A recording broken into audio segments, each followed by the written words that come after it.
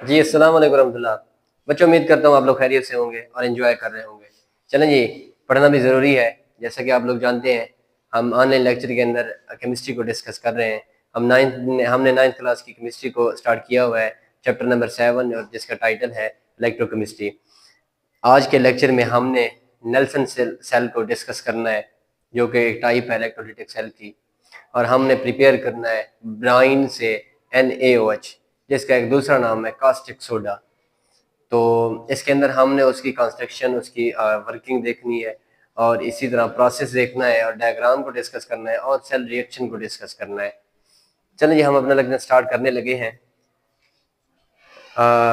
Nelson cell होता क्या है? This is an electrolytic cell. Electrolytic cell which uses current to produce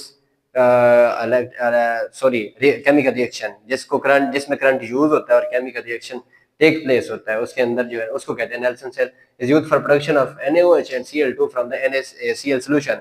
NaCl का जो सॉल्यूशन होता है पानी के अंदर, जब हम नमक को डिजॉल्व कर देते हैं, उसको बोलते हैं ब्राइन। इसको क्या बोलते हैं? ब्राइन बोलते हैं। तो ब्राइन से हमने तैयार करना है NaOH। तैयार करना है। प्रोसेस के अंदर अगर हम देखते हैं तो ब्राइन की जो है ना प्रिपरेशन करेंगे। कैसे? जितने हमें चाहिए, आया कि इंडस्ट्रियल स्टेट पे चाहिए, एनालिटिकल स्टेट पे चाहिए, या वैसे हमने एक्सपेरिमेंट करना है, तो उस हिसाब से हमने ब्राइन की प्रिपरेशन करनी है। फिर ब्राइन की प्योरिफिकेशन करना है। सोल्यूशन तो बना लिया, उसके अंदर प्योरिटी नहीं है, प्योरिफिकेशन करेंगे, चाहे फिल्ट्रेशन से या अदर फिजिकल मीन्स के जरिए। और इसी तरह electrolysis, this is the principle of Nelson cell which was the principle of down cell also. Electrolysis इसका प्रिंसिपल है। NaOH एंड Cl2 प्रोडक्शन होगी इस सेल के अंदर, फिर उसकी कलेक्शन करेंगे और Cl2 की कलेक्शन करेंगे। अच्छा जी, कंपोनेंट्स में अगर देखें, कंपोनेंट्स एनोड कंपार्टमेंट होता है which is made of graphite और कार्बन, एंड सेकंड वन है the cathode compartment which is made of iron. Third one है diaphragm, this is diaphragm which is lined with synthetic material or asbestos।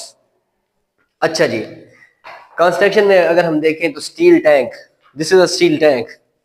Steel tank prepare करेंगे। कंपार्टमेंटाइजेशन, cathode compartment हम अलग करेंगे, और anode cathode compartment अलग करेंगे, और कैथोड कंपार्टमेंट अलग करेंगे। हम इन दोनों को कंपार्टमेंटाइजेशन करेंगे, एनोड और कैथोड की इंस्टॉलेशन करेंगे। हाँ जी, एनोड किसको बनाना है वो बनाएंगे, कैथोड बनाना है जिसको वो करेंगे। डायफ्राम की प्रिपरेशन करेंगे, डायफ्राम को इंस्टॉलेशन करेंगे, उसकी इलेक्ट्रोलाइट फीड सिस्टम। फिर हमने इलेक्ट्रोलाइट जो यूज करना है, एक ब्राइन यूज करना है, जो भी इलेक्ट्रोलाइट यूज करना है उसको फीड करेंगे, और इलेक्ट्रिकल कलेक्शन करेंगे, और अपना रिएक्शन स्टार्ट करवाएंगे। जब हमने रिएक्शन स्टार्ट करवा दिया तो हम इसकी वर्किंग पे आते हैं। तो ब्राइन जो होता है ना, इसके अंदर आप लोगों को पता है कि नमक का पानी के अंदर सोल्यूशन, नमक का पानी के अंदर सोल्यूशन।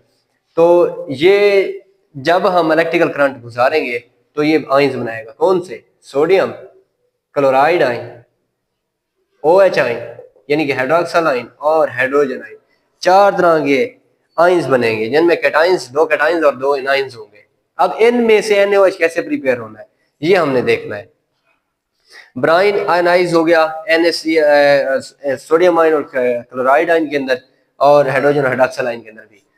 अब हमने देखना है कि एनोड के ऊपर आप लोगों को पता है कि एनोड के ऊपर हमेशा ऑक्सीडेशन ही होती है, और यहाँ पे क्लोराइड आयन आएंगे, डिस्चार्ज होकर इलेक्ट्रॉन रिलीज करके क्लोरीन गैस बनाएंगे, जिसको हम इस आउटलेट से रिमूव कर लेंगे, बाहर कलेक्ट कर लेंगे, which is a part of diaphragm which is present in the centre of the Nelson cell.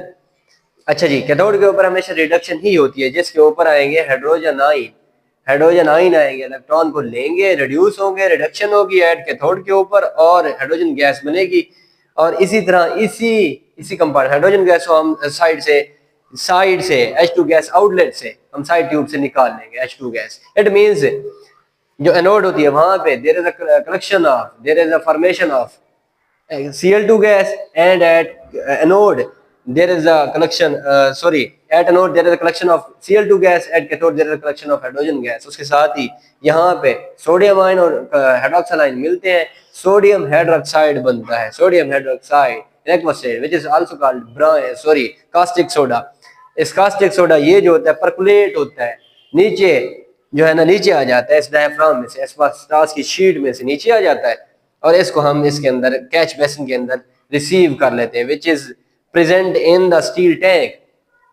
और यहाँ पे अगर मैं बात करूँ ओवरऑल रिएक्शन की, तो सोडियम को जब पानी के अंदर डाला मींस ब्राइन तैयार किया, तो सी हाइड्रोजन गैस प्रोड्यूस हुई एट कैथोड के ऊपर, विच जो हमने रिसीव की from gas outlet H2 gas outlet से, और क्लोरीन गैस प्रोड्यूस हुई एनोड के ऊपर, जिसको हमने Cl2 गैस आउटलेट से बाहर निकाल लिया, जो कि पहले प्रोड्यूस हुआ डायफ्राम में, और NaOH बना जो नीचे परकुलेट हुआ और कैच बेसन में हमने रिसीव कर लिया। तो ये था आज का लेक्चर, जिसके अंदर हमने नेल्सन सेल को डिस्कस किया, उसका प्रोसेस देखा, उसके कंपोनेंट्स देखे, कंस्ट्रक्शन देखी, वर्किंग देखी, डायग्राम को डिस्कस किया। उम्मीद करता हूँ आप लोगों को समझ आ गई होगी। अगर इसमें से कोई सवाल हो तो आपने कमेंट्स में जरूर पूछना है। थैंक यू बच्चों, अल्लाह हाफिज।